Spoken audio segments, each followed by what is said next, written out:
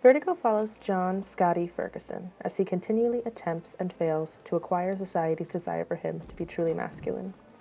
The opening scene introduces Scotty in his very masculine line of work, being a police officer.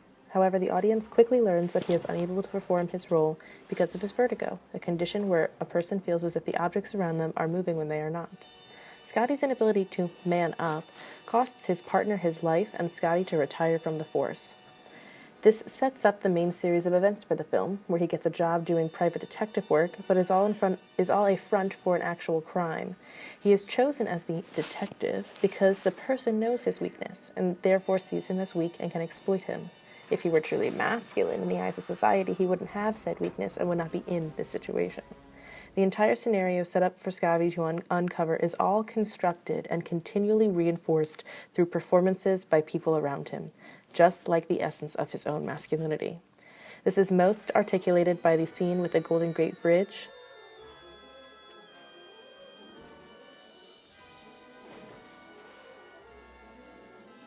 The woman is faking jumping into the ocean and drowning. Her head is not even under the water, yet her body and limbs are standing strong, yet she is still reinforcing this helplessness to stabilize the fragility of Scotty's masculinity.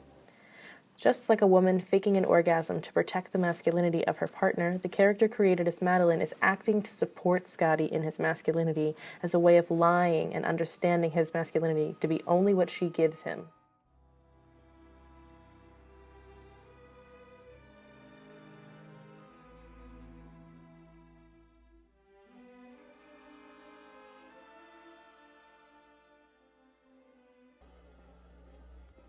The bell tower scene is pivotal in the film for showing how Scotty desires to become the heroic figure that saves Madeline.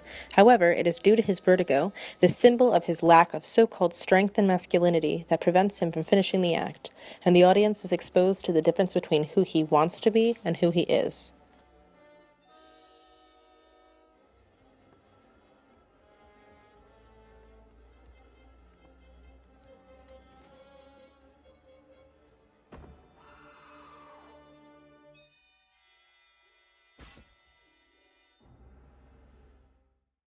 Scotty is then left with one option once the case has finished.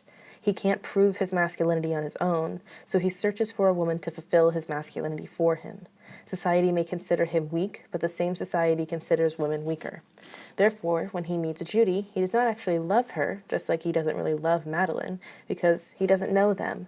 But what he loves about them is the way that he can control them and get his validation, which asserts him as powerful, dominant, and masculine. Judy, it can't make that much difference to you. I just want to see what you're No, I don't want any clothes. I don't want anything. I want to get out of here. Judy, do this for me. When we first started out, it was so good. We had fun. And then you started in on the clothes. Well, I'll wear the darn clothes if you want me to. If you'll just like me.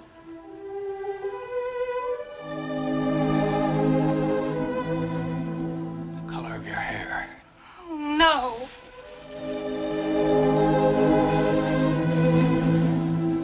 Judy, please, it can't matter to you. These clips prove how dominance and control, a way to reinforce typical desires of his masculinity, is what Scotty truly desires, and how Scotty tries to fight against the inevitability that in the eyes of society he is not masculine. He is what is considered less. The movie is directed and made by a famous man, Alfred Hitchcock. Perhaps Hitchcock was aware of how he played with the constructs of the binary of gender, or perhaps it was something subliminal, only to be discovered through the decades after of reflection.